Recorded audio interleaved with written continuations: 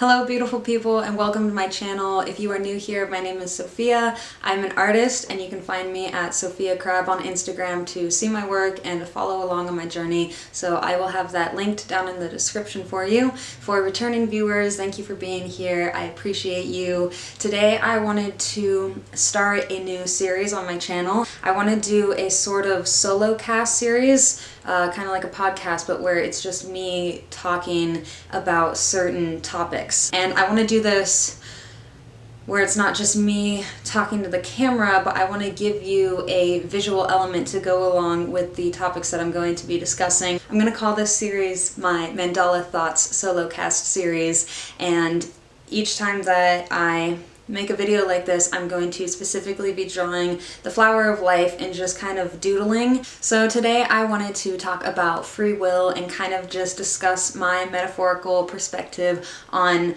what it means to have free will as a human. So let's go ahead and jump into the video. I'll see you.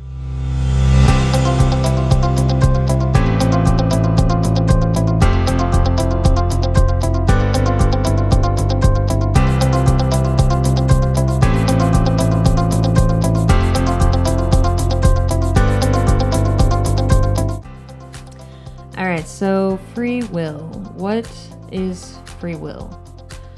Free will is our ability to make decisions for ourselves, correct? But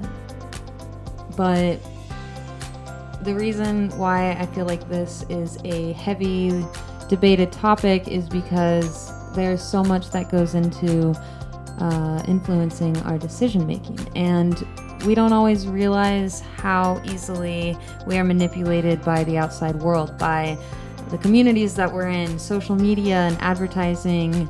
All of that affects the decisions that we make. So we might have free will and we might make decisions for ourselves, but how much of that is based off of self-optimization and self-love, and then how much of that is based off of self-sabotage and manipulation by the outside world. I was reflecting on this recently because personally I think that free will is such an important part of being human. I think that choosing to use your free will to make decisions that will uplift your life is how you raise your vibration and ensure that you are having a positive impact on the world and the people around you. So while I was reflecting on this, I came up with a metaphorical way of explaining what I think free will is. I think that if we compare free will to having arms and legs, it gives a clear understanding of what it means to have free will and how do we utilize it, and etc., etc. Let me just get into explaining it. I have some notes here to kind of keep me on track. Let's see. Free will is like your arms and legs because it is a natural aspect of being human. But to have strong arms and strong legs, you have to exercise. You have to exercise the muscles. And to maintain the strength, you have to exercise regularly. So think about free will as a muscle in your mind. And to have strong free will, you have to exercise that muscle and exercise regularly to maintain the strength. What does it mean to have free will that is weak? What does it mean if that muscle in your mind is weak? Well, it means that the decisions you're making are easily influenced and manipulated by outside sources such as advertising and social media. So how do you exercise your free will to make sure that it's a strong muscle in your mind? What I've concluded is that the only way to exercise your free will is to have self-discipline. Think of it this way. You're driving down the road and you might not even notice, but you subconsciously digest a McDonald's billboard. And then later that day, you want a Big Mac, and you go and you get a Big Mac and you're eating the Big Mac, and you think that eating that Big Mac was your decision and that it was an act of free will, but really that decision was made by corporate managers who paid to have their product advertised to you.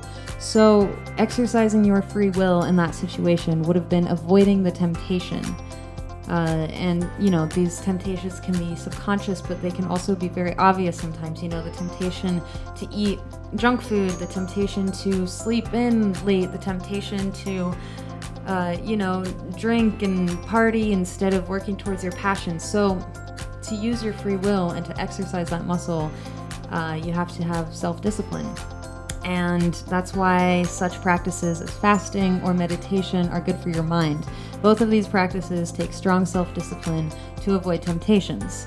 And then when you start to exercise your free will, again, it's just like your arms and legs. It's like when you start a workout program, you're not going to immediately see muscle gain. You're not going to immediately have a strong, healthy body. It takes time to see the results of these practices. So again, comparing that to free will, you have to be patient because it's not always obvious. You could meditate every morning for a week and it might not be obvious yet that you're, on a path towards self-optimization. Anyways, what are the benefits of having strong free will? I find that when you're in complete control of your own decisions, you'll have a deeper understanding of yourself, what you truly want, what makes you happy. And as you make decisions for yourself, then you grow to love yourself. That self-love will grow and become stronger, and you will make decisions that nurture you instead of, subconsciously making decisions that sabotage you.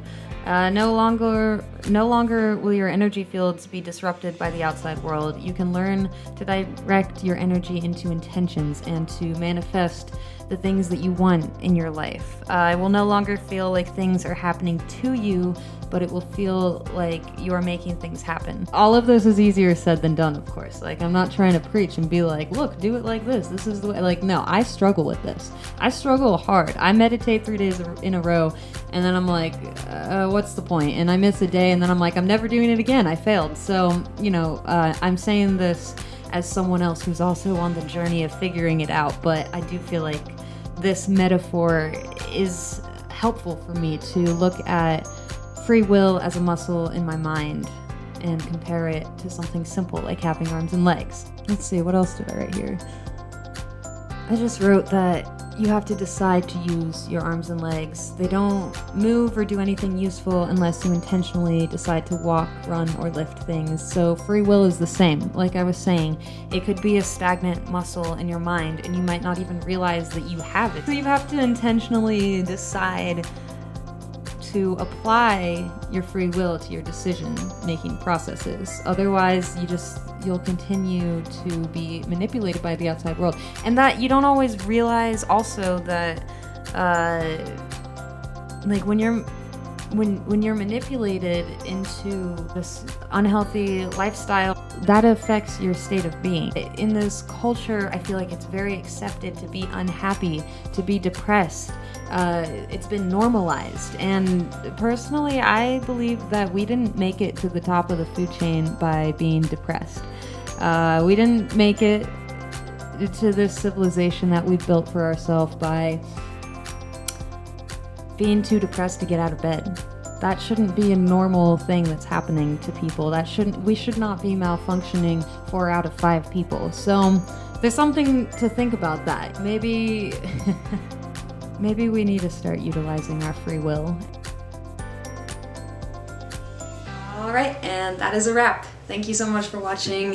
If you like this video, give it a thumbs up and subscribe for more content coming soon. I will be making more videos regarding creativity, art, music, books, all kinds of topics and things to discuss, while also showing you some insight into my creative process. And yeah, thank you again. I will see you in the next video. Bye.